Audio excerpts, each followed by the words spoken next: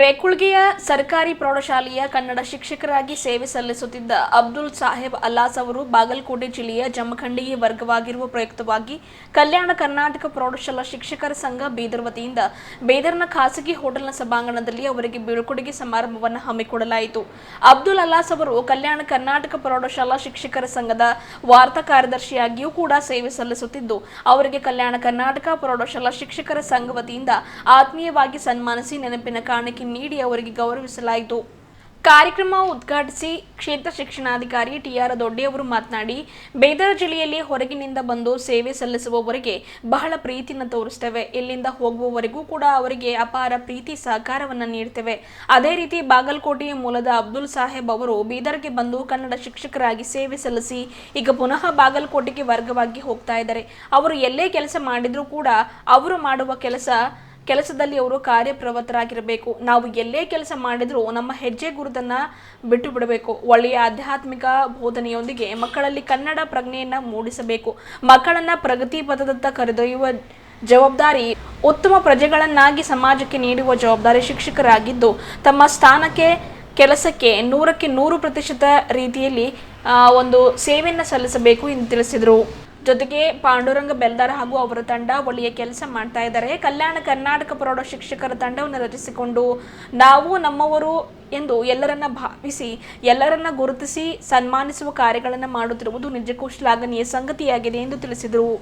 ರೇಕುಳ್ಗೆಯಲ್ಲಿ ಕನ್ನಡ ಶಿಕ್ಷಕರಾಗಿ ಸೇವೆ ಸಲ್ಲಿಸಿ ಈಗ ಬಾಗಲಕೋಟೆಗೆ ವರ್ಗಾವಣೆಗೊಂಡು ಹೋಗುತ್ತಿರುವ ಸನ್ಮಾನ ಸ್ವೀಕರಿಸಿದ ಅಬ್ದುಲ್ ಅಲ್ಲಾಸ್ ಅವರು ಮಾತನಾಡಿ, ನಾನು ಭಾಷಣಕಾರನಲ್ಲ, ಕೆಲಸಗಾರ. ಈ ಭಾಗದಲ್ಲಿ ಕೆಲಸ ಮಾಡುವ ಮೂಲಕ ಉತ್ತಮ ಅನುಭವವನ್ನು ಪಡೆದುಕೊಂಡಿದ್ದೇನೆ. ಒಳ್ಳೆಯ ಸ್ನೇಹಿತರನ್ನ ಗಳಿಸಿಕೊಂಡಿದ್ದೇನೆ. ವೈಯಕ್ತಿಕ ಕಾರಣಗಳಿಂದ ನಾನು ಪುನಃ ನನ್ನ ಜನ್ಮಸ್ಥಾನಕ್ಕೆ ತೆರಳುತ್ತಿರಬಹುದು. ಬೀದರ ನನಗೆ ಅಪಾರ ಪ್ರೀತಿ ತೋರಿಸಿದೆ. ಬೀದರ ಹಾಗೂ ಈ ಭಾಗದ ಜನರ ಸಹಕಾರಕ್ಕೆ ಯಾವಾಗಲೂ ನಾನು ಚಿರಋಣಿಯಾಗಿದ್ದೇನೆ. ಬದುಕನ್ನು ಹೇಗೆ ಬದುಕಬೇಕು, ಎಲ್ಲ ಪರಿಸ್ಥಿತಿಗಳನ್ನು ಯಾವ ರೀತಿ ಸಕಾರಾತ್ಮಕವಾಗಿ ಎದುರಿಸಬೇಕು ಎನ್ನುವಂಥದ್ದನ್ನು ಬೀದರ್ ನನಗೆ ಕಲಿಸಿಕೊಟ್ಟಿದೆ. ಮನುಷ್ಯನಾಗಿ ಹುಟ್ಟಿದ ನಾವುಗಳು ಏನನ್ನಾದರೂ ಮಾಡಬೇಕು, ಸಾಧಿಸಬೇಕು ಎನ್ನುವ ಮನೋಭಾವ ನನ್ನದಾಗಿದೆ. ನಾನು ಅಲ್ಲಿಂದ ಇಲ್ಲಿ ಬರುವಾಗ ಏಕಾಂಗಿಯಾಗಿ ಬಂದಿರಬೇಕು, ಆದರೆ ಮರಳಿ ಹೋಗುವಾಗ ಅಪಾರ ಜನರ ಪ್ರೀತಿ, ಗೌರವ, ಸ್ನೇಹ ಮನೋಭಾವನೆಯನ್ನು ಕೊಂಡೊಯ್ಯುತ್ತಿದ್ದೇನೆ ಎಂದು ತಮ್ಮ ಸೇವಾ ದಿನಗಳ ಅನುಭವವನ್ನು ಅಬ್ದುಲ್ ಅವರು ಮಾತನಾಡಿ ಹಂಚಿಕೊಂಡರು. ಕಲ್ಯಾಣ ಕರ್ನಾಟಕ ಪ್ರೌಢಶಾಲಾ ಶಿಕ್ಷಕರ ಸಂಘದ ಪಾಂಡುರಂಗ ಬೆಲ್ದಾರ್ ಅವರು ಮಾತನಾಡಿ, ನಮ್ಮ ಸಂಘಟನೆಯ ಪ್ರಚಾರ ಕಾರ್ಯದರ್ಶಿಯಾಗಿ ಸೇವೆ ಸಲ್ಲಿಸಿದ ಅಬ್ದುಲ್ ಅವರು ನಮ್ಮ ಯಾವುದೇ ಕಾರ್ಯಕ್ರಮವಿದ್ರೂ ಕೂಡ ಪೋಸ್ಟರ್ಸ್ಗಳನ್ನು, ಬ್ಯಾನರ್ಗಳನ್ನು ಹೇಳಿದ ಕೂಡಲೇ ಆಗಿಂದಾಗಲೇ ಮಾಡಿಕೊಡ್ತಾ ಇದ್ದರು. ವಿದ್ಯಾರ್ಥಿಗಳೊಂದಿಗೆ ಒಳ್ಳೆಯ ಗುರುಗಳಾಗಿ ಸಂಘಟನೆಯಲ್ಲಿ ತಮಗೆ ನೀಡಿದ ಜವಾಬ್ದಾರಿಯನ್ನು ಉತ್ತಮ ರೀತಿಯಲ್ಲಿ ನಿಭಾಯಿಸಿ ಬೀದರ ಜಿಲ್ಲೆ ಎಲ್ಲರನ್ನ ತಮ್ಮವರೆಂದು ಭಾವಿಸಿ ಪ್ರೀತಿ ತೋರಿಸುವ ಜಿಲ್ಲೆ. ಹಾಗಾಗಿ ಬೀದರ ಜಿಲ್ಲೆ ಹಾಗೂ ಇಲ್ಲಿಯ ಜನರನ್ನ ಯಾವತ್ತಿಗೂ ಕೂಡ ಮರೆಯಬೇಡಿ, ಅಲ್ಲಿಯೂ ಕೂಡ ಉತ್ತಮ ರೀತಿಯಿಂದ ಕೆಲಸ ಮಾಡಿ ಎಂದು ಅಬ್ದುಲ್ ಅವರಿಗೆ ಪಾಂಡುರಂಗ್ ಬೆಲ್ದಾರ್ ಅವರು ಮಾತನಾಡಿ ಶುಭ ಹಾರೈಸಿದರು. ಅಕ್ಕ ಮಹಾದೇವಿ ಕಾಲೇಜು ಉಪನ್ಯಾಸಕ ಶಿವಶರಣಪ್ಪ ಹೊಗ್ಗೆ ಪಾಟೀಲ್ ಅವರು ಇದೇ ವೇಳೆ ವಿಶೇಷ ಉಪನ್ಯಾಸ ನೀಡಿದರು. ಶಿಕ್ಷಕರ ವಿಕಾಸ ಪರಿಷತ್ ಕಾರ್ಯದರ್ಶಿ ಚಂದ್ರಕುಮಾರ ಸ್ವಾಮಿ ಮಾತನಾಡಿದರು. ಅಕ್ಷರ ದಾಸೋಹ ಇಲಾಖೆಯ ಸಹಾಯಕ ನಿರ್ದೇಶಕ ಜಾಕೀರ್ ಹುಸೇನ್, ಶಾಲಾ ಶಿಕ್ಷಣ ಇಲಾಖೆಯ ಶಿಕ್ಷಣಾಧಿಕಾರಿ Syed Farooq Khan,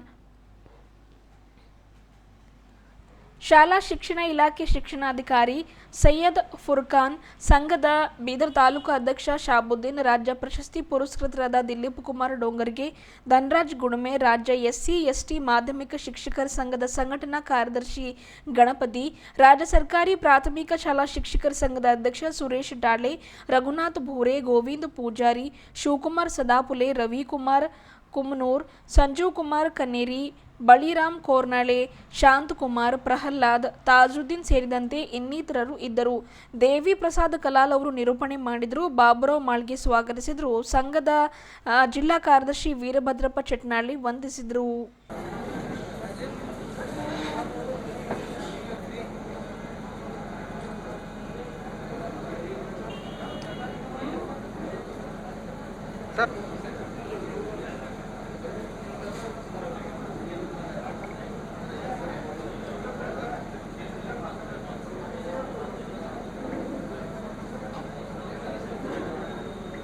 thank you sir.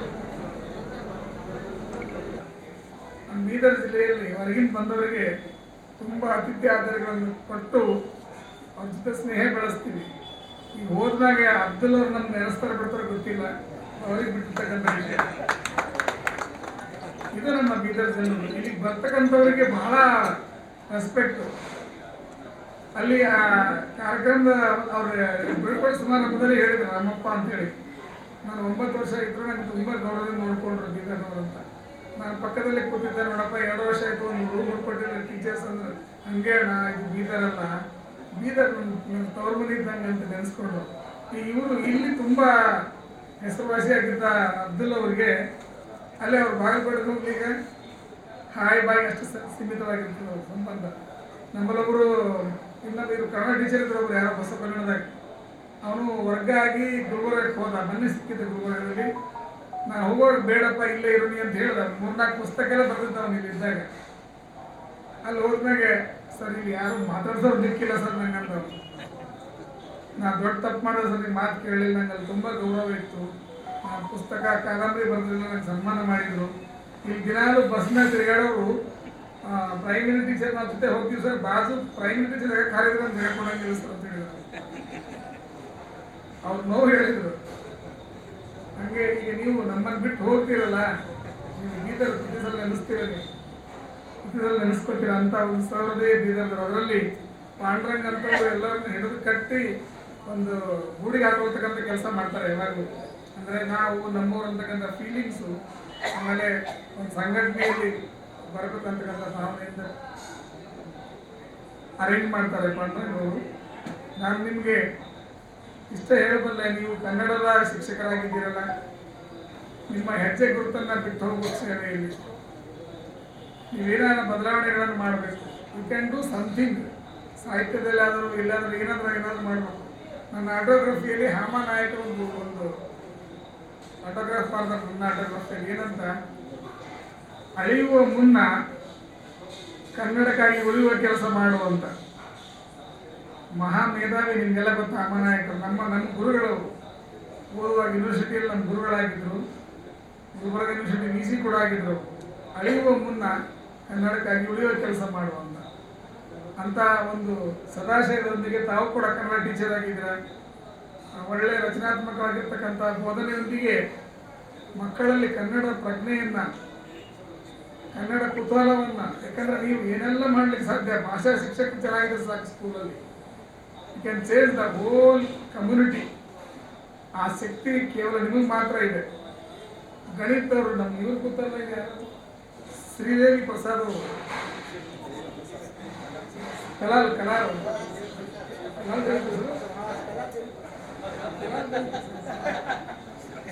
ಬೇರೆ ಭಾಷೆ ಅನ್ನೋ ದೃಷ್ಟಿಯಿಂದ 30 ರಾಜ್ಯಗಳಲ್ಲಿ ಸುಮಾರು ಅರ್ಧಕ್ಕಿಂತ ಹೆಚ್ಚು ರಾಜ್ಯಗಳಲ್ಲಿ ಹಿಂದಿ ಆಡಳಿತ ಭಾಷೆ ಇದೆ. ಅದನ್ನು ಹೇರ್ಲಿಕ್ಕೆ ಬರ್ತಾ ಇದ್ದಾರೆ ನಮ್ಮಲ್ಲಿ. ಅದಕ್ಕಿಂತ ಸೀನಿಯರ್ ಭಾಷೆಗಳನ್ನು, ದ್ರಾವಿಡ ಭಾಷೆಗಳಿದ್ದಾವೆ, ಅವುಗಳನ್ನು ಯಾರು ಬೆಳಕಿಗೆ ತರ್ತಾ ಇಲ್ಲ. ಅದಕ್ಕೆ ನಮ್ಮ ಸೀನಿಯರ್ ಭಾಷೆ ನಾವು ಏನೆಲ್ಲ ಮಾಡಬೇಕಾಗಿದೆ. ಅದಕ್ಕೆ ಭಾಷಾ ಶಿಕ್ಷಕರಿಗೆ ಒಳ್ಳೆಯ ಒಂದು ಅವಕಾಶ ಇರ್ತದೆ. ನೀವು ಏನೆಲ್ಲ ಮಾಡ್ಲಿಕ್ಕೆ ಸಾಧ್ಯ ಇದೆ. ದಯವಿಟ್ಟು ಅಬ್ದುಲ್ ಸಾಹೇಬ್ರು ಆ ಕೆಲಸ ಮಾಡ್ತಾರಂತಕ್ಕಂಥ ಒಂದು ಸದಾಶಯದೊಂದಿಗೆ ನನಗೆ ತುಂಬ ಕೆಲಸದ ಒತ್ತಡ ಇತ್ತು. ಈಗ ಕೂಡ ನಾನು ಲೇಟ್ ಆಗ್ಬಿಟ್ಟು ನಮ್ಮ ಡ್ರೈವರ್ ಸರ್ ನನಗೆ ಹೋಗ್ಲಿಕ್ಕೆ ತಡ ಆಯ್ತು ಅಂತ, ಅವನು ಬೇರೆ ಹಳ್ಳಿಗೆ ಹೋಗ್ಬೇಕು ಡ್ರೈವರ್. ಆದರೂ ಕೂಡ ನಿಮ್ಮ ಜೊತೆ ನಾನು ನಿಮ್ಮ ಸಮಯ ಹಂಚ್ಕೊಂಡಿದ್ದೀನಿ. ನೀವೆಲ್ಲೇ ಇರಲಿ, ನೀವು ನಮ್ಮೂರಾಗಿರಬೇಕು. ನೀವೊಂದು ಫೋನ್ ಮಾಡಿದ್ರೆ ಅಲ್ಲಿ ಹೋಗಿದ್ರೆ ನಮ್ಮ ಸಾರ್ಥಕ ಆಯಿತು. ಅಲ್ಲಿ ಹೋಗಿ ಒಂದು ಫೋನ್ ಮಾಡಿದ್ರೆ ನಾನು ಜಾಯಿನ್ ಆಗಿದೆ ಅಂದ್ರೆ ನಮ್ಮ ಜೀವನ ಸಾರ್ಥಕ ಆಯಿತು. ಆ ಕಡೆ ಹೋಗಿ ಕಲ್ಲು ಹೊಡೆದಂಗೆ ಅಂದರೆ ಕಷ್ಟ ಆಗುತ್ತೆ ಕಣ. ದಯವಿಟ್ಟು ಹಂಗೆ ಮಾಡಕ್ಕೆ ಹೋಗ್ಬೇಡಿ. ನಿಮ್ಮ ಭಾಷೆ ಶಿಕ್ಷಕ ಆಗಿದೆಯಾ, ಪಾಂಡ್ರಂಗ್ ನೆನೆಸು. ಆಗಾಗ ಅಲ್ಲೊಂದು ಸಂಘ ಕಟ್ಟು, ಯಾವಾಗಾರ ಕರಿ, ನಾವು ಬರ್ತೀವಿ ನಿಮ್ಮ ಬಾಗಲಕೋಟೆಗೆ. ಮತ್ತೆ ಅವ್ರು ಹೇಳಿದ ಕೂಡ್ಲೇನೆ ಅಬ್ದುಲ್ ಸಾಹೇಬ್ರು ವರ್ಗಾವಣೆ ಆಗಿದ್ದಾರೆ ಅಂದ ಕೂಡ್ಲೇನೆ ನನ್ನ ಮನಸ್ಸಿಗೆ ಬಹಳಷ್ಟು ಸ್ವಲ್ಪ ದುಃಖ ಅನ್ನಿಸ್ತು. ಯಾಕಂತ ಹೇಳಿದ್ರೆ ನಾನು ಅವರು ಬಹಳಷ್ಟು ಸಲ ವಿಚಾರಗಳ ವಿನಿಮಯಗಳನ್ನ ಮಾಡಿಕೊಂಡಿದ್ದೇವೆ. ಸಮಾಜದ ಬಗ್ಗೆ, ಶಿಕ್ಷಣದ ಬಗ್ಗೆ ಅನೇಕ ವಿಷಯಗಳನ್ನ ನಾವು ಸಾಕಷ್ಟು ಸಲ ಚರ್ಚೆ ಮಾಡಿದ್ದೇವೆ. ವಿಶೇಷವಾಗಿ ನಾವು ಅವರು ಬಿಜಾಪುರಕ್ಕೆ ಹೋಗ್ಬೇಕಾದಲ್ಲಿ ಇಲ್ಲಿ ಒಳ್ಳೆ ಕಾರ್ಯಗಳನ್ನ, ನಮ್ಮ ಪಾಂಪ್ಲೆಂಟ್ ಗಳನ್ನ, ನಮ್ಮ ಹೋಲ್ಡಿಂಗ್ ಗಳನ್ನ, ನಮ್ಮ ಎಲ್ಲ ಕಾರ್ಯಗಳನ್ನ ಅವರು ಮಾಡೋದ್ರಲ್ಲಿ ಅತ್ಯಂತ ನಿಸ್ಸೀಮರಾಗಿದ್ರು. ಯಾವುದೇ ಕಾರ್ಯ ಕೊಟ್ಟಾಗ ಅದನ್ನು ಚಾಕು ಚಕ್ಕಾಗಿ ಮಾಡುವಂತ ಒಂದು ಶಕ್ತಿ ಅವರಲ್ಲಿತ್ತು. ಅಂತ ಸಹೋದರರು ವರ್ಗಾವಣೆ ಆಗಿದ್ದಾರೆ ಅಂದ್ರೆ ನನಗೆ ಸ್ವಲ್ಪ ಏನನ್ನಿಸ್ತು, ದುಃಖ ಅನಿಸಿತ್ತು. ಅದನ್ನ ಸತ್ಯ ಅಂತ ಹೇಳಿ ಸಂದರ್ಭದಲ್ಲಿ ನಾನು ಹೇಳಬಯಸ್ತಾ ಇದ್ದೀನಿ ಬಂಧುಗಳೇ. ಯಾಕಂತ ಹೇಳಿದ್ರೆ ಇದು ಜೀವನ ಇದೆ, ಜೀವನದ ಪಯಣ ಇದೆ. ಇಲ್ಲಿ ಮಿಲನ ಎಷ್ಟು ಇಂಪಾರ್ಟೆಂಟ್ ಇದೆ ಅಷ್ಟೇ ಅಗಲಿಕೆ ಕೂಡ ಇಂಪಾರ್ಟೆಂಟ್ ಇದೆ. ಯಾಕಂತ ಹೇಳಿದ್ರೆ ತಥಾಗತ ಗೌತಮ್ ಬುದ್ಧರು ಹೇಳಿದ್ದಾರೆ, ಅಟ್ಯಾಚ್ಮೆಂಟ್ ಅಂಡ್ ಡಿಟ್ಯಾಚ್ಮೆಂಟ್ ಅವು ಎರಡರ ಮಧ್ಯದಲ್ಲಿ ಏನಿದೆ ಅಂದ್ರೆ ಶೂನ್ಯ ಇದೆ ಅಂತ ಹೇಳಿ ಹೇಳಿದ್ದಾರೆ. ಸುಖ ಇದೆ ಮತ್ತು ದುಃಖ ಇದೆ, ಇವೆರಡರ ಮಧ್ಯದಲ್ಲಿ ಏನಿದೆ ಅಂದ್ರೆ ಶೂನ್ಯ ಇದೆ ಅಂತಕ್ಕಂತ ಒಂದು ಶೂನ್ಯವಾದವನ್ನು ಅವರು ಪ್ರತಿಪಾದನೆ ಮಾಡಿದ್ರು. ಅಂತ ಸಂದರ್ಭದಲ್ಲಿ ಇವತ್ತು ನಾವೆಲ್ಲರೂ ನಮ್ಮ ಈ ಅಬ್ದುಲ್ ಸಾಹೇಬ್ ಸಾಹೇಬ್ ಸಾಹೇಬ್ ಸಾಹೇಬ್ ಅಂತೀವಿ ನಾವೆಲ್ಲರಿಗೂ. What the meaning of sahib? ಸಾಹೇಬ್ ಅಂತಕ್ಕಂತ ಶಬ್ದಕ್ಕೆ ಬಹುದೊಡ್ಡ ಇತಿಹಾಸ ಇದೆ ಬಂಧುಗಳು. ಇರ್ತಕ್ಕಂತ ಅಬ್ದುಲ್ ಸಾಹೇಬ್ ಅಲಾಸ್ ಒಂದು ಶಬ್ದ ಅಲಾಜ್ ಅಂತಿದೆ. ಅದನ್ನ ಉರ್ದುದಲ್ಲಿ ಅಥವಾ ಅರಬ್ಬಿ ಭಾಷೆಯಲ್ಲಿ ಅಲ್ಲಾ ವಾಲೆ ಅಂತ ಹೇಳಿ ಅವರು ಕರೀತಾರೆ. ಅಂದ್ರೆ ಅಲ್ಲನ ಒಂದು ಪ್ರೇರಣೆಗೆ ಪಾತ್ರರಾದವರು ಅಂತ ಹೇಳಿ ಅವರು ಹೇಳ್ತಾರೆ. ಅಂತಹ ಉತ್ತಮವಾಗಿರ್ತಕ್ಕಂಥ ಪವಿತ್ರವಾಗಿರ್ತಕ್ಕಂಥ ಹೆಸರನ್ನು ಹೊಂದಿರ್ತಕ್ಕಂಥ ನಮ್ಮ ಅಬ್ದುಲ್ ಸಾಹೇಬರು ಇವತ್ತು ನಮ್ಮ ನಗಲಿ ಹೋಗ್ತಾ ಇದ್ದಾರೆ ಅಂದ್ರೆ ಅದು ನಮಗೆ ಬಹಳ ದುಃಖ ಅಂತ ಇವತ್ತು ಅನಿಸ್ತಾ ಇದೆ. ಅದಕ್ಕೋಸ್ಕರ ಜೀವನದಲ್ಲಿ ನಾವೆಲ್ಲೋ ಹುಟ್ಟಿರ್ತೀವಿ, ಎಲ್ಲೋ ಬೆಳೆದಿರ್ತೀವಿ, ಎಲ್ಲೋ ನಾವು ಜೀವನವನ್ನು ಸಾಗಿಸಬೇಕಾಗ್ತದೆ. ಅದಾದ ನಂತರ ನಮ್ಮ ಜೀವನದ ಉಪಜೀವನಕ್ಕಾಗಿ ನಾವು ಒಂದು ಜಿಲ್ಲೆಯಿಂದ ಮತ್ತೊಂದು ಜಿಲ್ಲೆಗೆ ಹೋಗ್ತೀವಿ, ಒಂದು ಊರಿನಿಂದ ಮತ್ತೊಂದು ಊರಿಗೆ ಹೋಗ್ತೀವಿ, ಒಂದು ನಾಡಿನಿಂದ ಮತ್ತೊಂದು ನಾಡಿಗೆ ಹೋಗ್ತೀವಿ. ಅಲ್ಲಿ ಎಲ್ಲಿ ಹೋದರೂ ಕೂಡ ನಮ್ಮ ಜೀವನ ನಾವು ಸಾಗಿಸುವುದಕ್ಕೋಸ್ಕರ ಎಲ್ಲರ ಜೊತೆಯಲ್ಲಿ ಬಾಳೆ ಬದುಕುವಂತ ಒಂದು ಕಲೆ ನಾವೆಲ್ಲರೂ ಅಡಗಿಸಿಕೊಳ್ಳಬೇಕಾಗ್ತದೆ. ಅದು ವಿಶೇಷವಾಗಿ ನಾವೆಲ್ಲರೂ ಶಿಕ್ಷಕರಾಗಿದ್ದೇವೆ, ಮಾರ್ಗದರ್ಶಕರಾಗಿದ್ದೇವೆ. ನಮಗೆ ಜೀವನ ಹೇಗೆ ಸಾಗಿಸಬೇಕು ಅಂತಕ್ಕಂಥ ತಾಪತ್ರಯ ನಮಗಿರೋದಿಲ್ಲ. ಯಾಕಂತ ಹೇಳಿದ್ರೆ ಎಲ್ಲರೊಂದಿಗೆ ನಾವು ಬೆರೆತು ಬಾಳುವಂತ ಕಲೆಯನ್ನ ಶಿಕ್ಷಕರು ಕಲಿತಿರ್ತೀವಿ. ಯಾಕಂದ್ರೆ ಇನ್ನೊಬ್ಬರ ಜೀವವನ್ನು ನಿರ್ಮಿಸುವಂತ ಶಿಲ್ಪಿಕಾರರು ಜಗತ್ತಿನಲ್ಲಿ ಯಾರಾದ್ರೂ ಇದ್ರೆ ಅದು ಶಿಕ್ಷಕರಾಗಿರ್ತಾರೆ. ಅಂತ ಅತ್ಯುತ್ತಮವಾಗಿರ್ತಕ್ಕಂಥ ಪವಿತ್ರವಾಗಿರ್ತಕ್ಕಂಥ ಈ ಒಂದು ಕಾಯಕವನ್ನು ನಿರ್ವಹಿಸುವಂತ ನನ್ನ ಎಲ್ಲ ಸಹೋದರರಿಗೆ ಈ ಒಂದು ಕಾರ್ಯಕ್ರಮ ಎಷ್ಟು ಆಯೋಜನೆ ಮಾಡಿದ್ರಿ, ಎಷ್ಟು ಸುಂದರವಾಗಿ ನೀವು ಮಾಡಿದ್ರಿ. ಇದಕ್ಕೆಲ್ಲ ಕಾರಣೀಭೂತ ಅಂದ್ರೆ ನಿಮ್ಮ ಹೃದಯದೊಂದಿಗೆ ಅಬ್ದುಲ್ ಸಾಹೇಬರ ಹೃದಯ ಎಷ್ಟು ಮಿಲನ ಆಗಿದೆ ಅನ್ನೋದನ್ನ ಈ ಸಂದರ್ಭದಲ್ಲಿ ತೋರಿಸ್ತಾ ಇದೆ ಅಂತಕ್ಕಂಥ ಮಾತು ನಾನು ಈ ಸಂದರ್ಭದಲ್ಲಿ ಹೇಳ್ತಾ ಇದ್ದೀನಿ ಬಂಧುಗಳೇ. ಯಾಕಂತ ಹೇಳಿ ಒಂದು ಮಹಾಪುರುಷರಾಗಿದ್ದಾರೆ ಇಬ್ರಾಹಿಂ ಅಲೈಹಿಸ್ಸಲಾಂ. ಅವರನ್ನ ನಂಬಿಕೆ ಇರ್ಲಾರ್ತಕ್ಕಂಥ ಜನ ಅವರಿಗೆ ನೀವು ದೇವಭಕ್ತಿ ಬಗ್ಗೆ ನಮಗೆ ಹೇಳ್ತಾ ಇದ್ದೀರಿ, ಆ ದೇವಭಕ್ತಿ ನಮಗೆಲ್ಲ ಹೇಳ್ಬೇಡ್ರಿ ಅಂತಕ್ಕಂಥ ಒಂದು ಎಲ್ಲರೂ ಸೇರಿ ಅವ್ರಿಗೆ ಸುಡ್ಬೇಕಂತ ಒಂದು ಕಟ್ಟಿಗೆ ಎಲ್ಲ ಜಮಾ ಮಾಡಿ ಅವ್ರಿಗೆ ಸುಡ್ಲಿಕ್ಕೆ ಕಟ್ಟಿಗೆ ಎಲ್ಲ ಬೆಂಕಿ ಹಚ್ಚಿ ನಡುವೆ ಹಾಕಿದ್ರು. ಆ ಒಂದು ಸಣ್ಣ ಗುಬ್ಬಿ ತನ್ನ ಕೊಕ್ಕೆಯಲ್ಲಿ ನೀರು ತಂದು ಆ 40 ದಿವಸ ಕಲೆಕ್ಟ್ ಮಾಡಿರ್ತಕ್ಕಂತಹ ಕಟ್ಟಿಗೆಗಳ ಬೆಂಕಿಯಿಂದ ಅದನ್ನ ಆರಿಸ್ಲಿಕ್ಕೆ ಒಂದು ಸಣ್ಣ ತನ್ನ ಕೊಕ್ಕಿಯಲ್ಲಿ ನೀರು ತಂದು ಹಾಕ್ತಾ ಇತ್ತಾನ. ತಿಳುವಳಿಕೆ ಇದ್ದವ್ರು ಹೇಳಿದ್ರು, ಇಷ್ಟು ದೊಡ್ಡ ಭಯಂಕರ ಬೆಂಕಿ ಹತ್ತದ, ಮತ್ತೆ ನೀ ಇಷ್ಟು ಸಣ್ಣ ನೀರು ಹಾಕಿದ್ರೆ ಏನಾಗ್ತದ ಅಂತ ಕೇಳಿದ್ರು. ಅವಾಗ ಆ ಗುಬ್ಬಿ ಹೇಳ್ತಂತ, ನನ್ನ ನೀರು ಹಾಕೋದ್ರಿಂದ ಬೆಂಕಿ ಆಗ್ತದ ಅರಲ್ ಗೊತ್ತಿಲ್ಲ. ನಾಳೆ ನಾ ಸೃಷ್ಟಿಕರ್ತನಲ್ಲಿ ಹೋದಾಗ ನನಗೊಂದು ನನ್ನ ಮಾತನ್ನ ಹೇಳ್ತಕ್ಕಂಥವನು ದೇವ ಭಕ್ತಿ ದೇವ ಭಯವನ್ನ ತಿಳಿಸ್ತಕ್ಕಂಥವ್ರಿಗೆ ಜನ ಎಲ್ಲ ಸುಡ್ತಾ ಇದ್ರು, ನೀನೇನ್ ಮಾಡ್ದಿ ಅಂತ ಕೇಳಿದಾಗ ನಾನು ಉತ್ತರ ಮಾಡ್ಲಿಕ್ಕೆ ನನ್ನ ಪ್ರಯತ್ನವನ್ನು ನಾನು ಮಾಡ್ತಾ ಇದ್ದೀನಿ. ಇವತ್ತು ನಮ್ಮೆಲ್ಲರ ಪ್ರಯತ್ನ ಆ ರೀತಿ ಆಗ್ಬೇಕಾಗಿದೆ. ಇಲಾಖೆಯನ್ನು ಉಳಿಸ್ತಕ್ಕಂತಹ, ಶಾಲೆಗಳನ್ನು ಉಳಿಸ್ತಕ್ಕಂತಹ, ಮಕ್ಕಳಲ್ಲಿ ಮಾನವೀಯತೆಯನ್ನು ಉಳಿಸ್ತಕ್ಕಂತಹ, ಮೌಲ್ಯಗಳನ್ನು ಬೆಳೆಸ್ತಕ್ಕಂತಹ ಪ್ರಯತ್ನ, ಸಣ್ಣ ಸಣ್ಣ ಪ್ರಯತ್ನಗಳನ್ನ ನಾವೆಲ್ಲ ಮಾಡಬೇಕಾಗಿದೆ. ಅಬ್ದುಲ್ ಅಲಾಸ್ ಅವರು ಸಹಿತ ಅಂತ ಪ್ರಯತ್ನಗಳನ್ನ ಬೇಗುಳಗಿ ಶಾಲೆಯಲ್ಲಿ ಮಾಡ್ತಾ ಬಂದಿದ್ದಾರೆ. ಮುಂದೂ ಸಹಿತ ಅವರ ಸೇವೆ ಉದ್ದಕ್ಕೂ ಮಾಡಲಿ ಅಂತಹ ಒಂದು ಆಶಯವನ್ನು ವ್ಯಕ್ತಪಡಿಸುತ್ತಾ ಸೃಷ್ಟಿಕರ್ತ ಅವರಿಗೆ ಒಳ್ಳೆಯ ಸೇವೆಯನ್ನ ಮಾಡ್ತಕ್ಕಂಥ ಮನೋಭಾವವನ್ನು ನೀಡಲಿ ಅಂತ ಪ್ರಾರ್ಥನೆ ಮಾಡಿ ನನ್ನ ಮಾತಿಗೆ ಭಾಷಣಕಾರನಲ್ಲ, ಕೆಲಸಗಾರ, ಏನೋ ತಿಳಿದಿದ್ದು ನಾನು ಮಾತನಾಡಿದ್ದೀನಿ. ಸಾಕಷ್ಟು ಅನುಭವಗಳನ್ನು ಪಡೆದೀನಿ. ಆದರೂ ನಮ್ಮ ವೈಯಕ್ತಿಕ ಒಂದು ಅನಿವಾರ್ಯ ಪರಿವರ್ತನೆ, ಬದಲಾವಣೆ ನಿಯಮ, ನಮ್ಮ ಒಂದು ಜನ್ಮ ಸ್ಥಳಕ್ಕೆ ಹೋಗಬೇಕಾಯಿತು.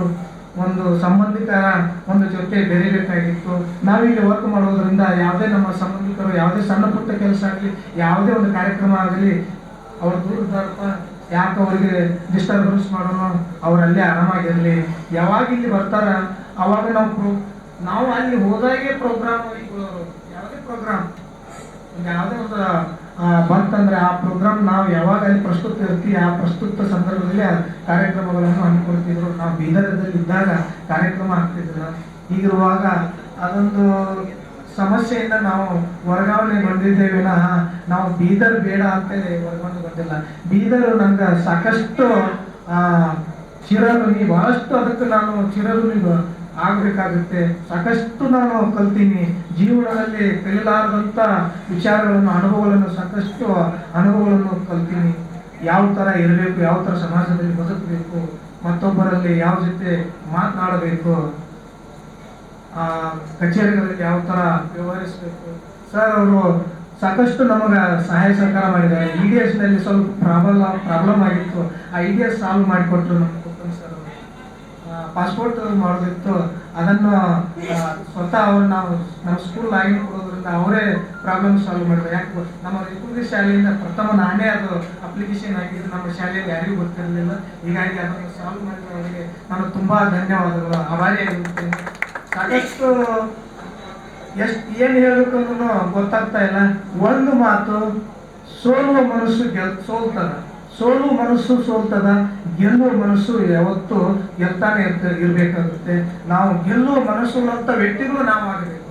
ಮುಂದಿಟ್ಟಂತ ಹೆಜ್ಜೆ ಹಿಂದಿಡಬಾರದು. ಹಿಂದಿಟ್ಟರೆ ಅದು ಸೋಲು ಮನಸ್ಸಾಗುತ್ತೆ. ನಾವು ಮುಂದಿಡ್ತಾನೆ ಹೋಗ್ಬೇಕು, ಗೆಲ್ತಾನೆ ಹೋಗ್ಬೇಕು. ಗೆಲ್ಲುವ ಮನಸ್ಸನ್ನು ಉಳ್ಳವರು ನಾವಾಗಬೇಕು. ನಾವೇನೋ ಹಿಂದಿನ ಕಾಲದಲ್ಲಿ ಬಡವರಾಗಿ ಹುಟ್ಟಿರ್ಬೋದು, ಹಿಂದಿನ ಕಾಲದಲ್ಲಿ ನಾವು ಬಡವರಾಗಿ ಹುಟ್ಟಿರ್ಬೋದು, ಆದ್ರೆ ಹಿಂದಿನ ಕಾಲದ ಕರ್ಮ ಇರ್ಬೋದು.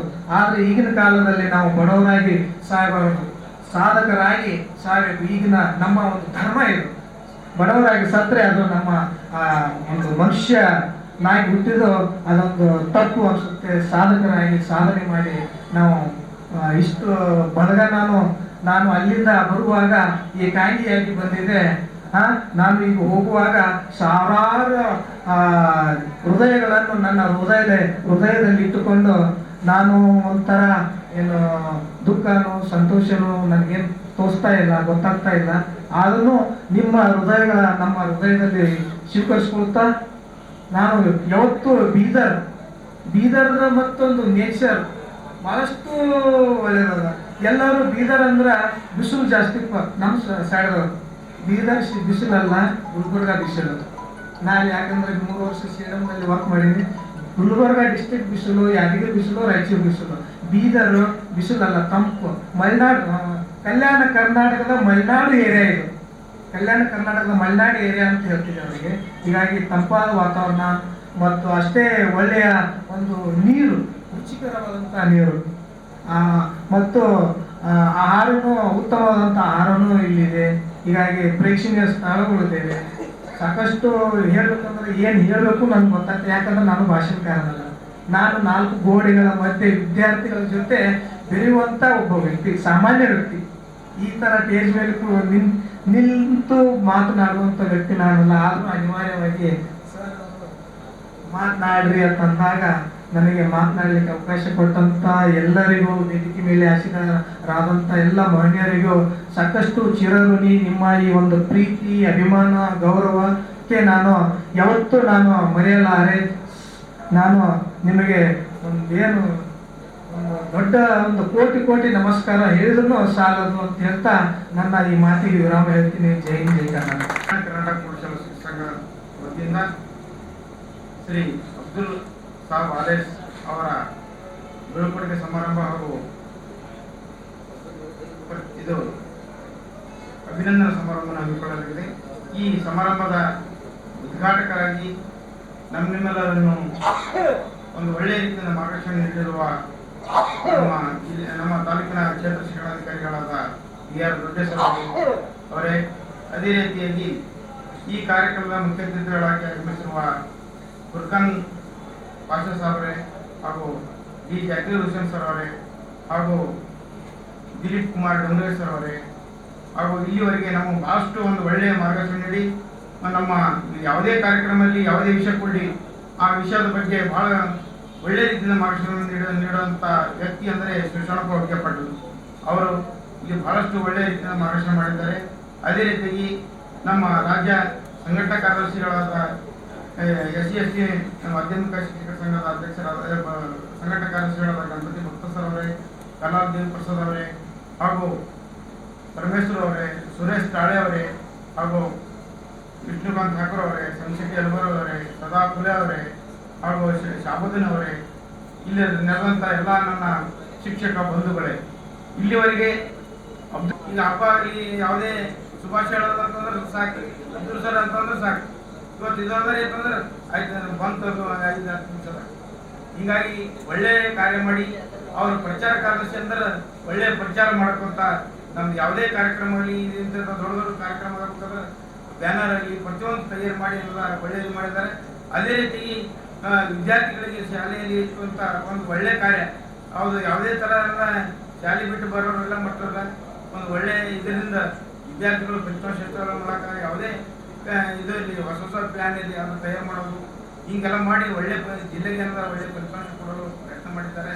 ಇವೆಲ್ಲವನ್ನು ಇದನ್ನು ಒಳಗೊಂಡು ಅವರಿಗೆ ಇಷ್ಟೆಲ್ಲ ನಮ್ಮ ಸಂಘದಲ್ಲಿ ಒಂದು ಒಳ್ಳೆಯ ಕೆಲಸ ಮಾಡಿದ್ದರಿಂದ ಅವರಿಗೆ ಇವತ್ತು ಅಭಿನಂದನಾ ಕಾರ್ಯಕ್ರಮ ಹಮ್ಮಿಕೊಂಡಿದ್ದೇವೆ. ಅದರ ಅಭಿನಂದನೆ ಹೊಂದಿದೆ ಅಂದರೆ ಇಂಥ ವ್ಯಕ್ತಿ ನಮಗೆ ಬಿಟ್ಟು ಹೋಗ್ಬೇಕಾದ್ರೆ ಇದು ದುಃಖವೇ ಇಲ್ಲ. ಆದರೆ ಅವರು ಒಂದು ಒಳ್ಳೆಯದೇನದ ಅಂದ್ರೆ ಅವರು ಇಲ್ಲಿ ತಮ್ಮ ಊರಿಗೆ ಹೋಗಿದ್ದಾರೆ. ಅದರಿಂದ ಅವರಿಗೆ ಒಂದು ಮುಂದೆ ಪ್ರಕರಣದಲ್ಲಿ ಅವರು ಅವ್ರ ಊರಿಗೆ ಹೋಗಿ ಒಂದು ಒಳ್ಳೆ ನಮ್ಮ ಬೀದರ್ ಜಿಲ್ಲೆ ಹೆಸರು ತರಲಿ. ನಮ್ಮದು TR ದೊಡ್ಡೇಶ್ವರ ಹೇಳಿದಾಗ ನಮ್ಮ ಬೀದರ್ ಜಿಲ್ಲೆ ಯಾವಾಗ ಏನದ ಬಹಳಷ್ಟು ಪ್ರೀತಿ ಕೊಡುವಂಥ ಜಿಲ್ಲೆ ಇದೆ. ಅದನ್ನು ಮರೆಯಲಾಗದೆ ಬೀದರ್ ಜಿಲ್ಲೆಯಲ್ಲಿ ಕೆಲಸ ಮಾಡಿ ಹೋಗಿದ್ದೀರಿ. ಅದು ಯಾವಾಗಲೂ ಬೀದರ್ ಜಿಲ್ಲೆ ಹೆಸರು ಇರಲಿ ಮತ್ತಂತ ಹೇಳಿ ಮತ್ತು ನನಗೆ ಇಲ್ಲಿ ಎರಡು ಮಾತಾಡೋಕೆ ಅವಕಾಶ ಕೊಟ್ಟ ತಮ್ಮೆಲ್ಲರಿಗೆ ಧನ್ಯವಾದ ಹೇಳಿ ಎರಡು ಮಾತು ಕೊಡ್ತೇನೆ. ಜೈ ಹಿಂದ್.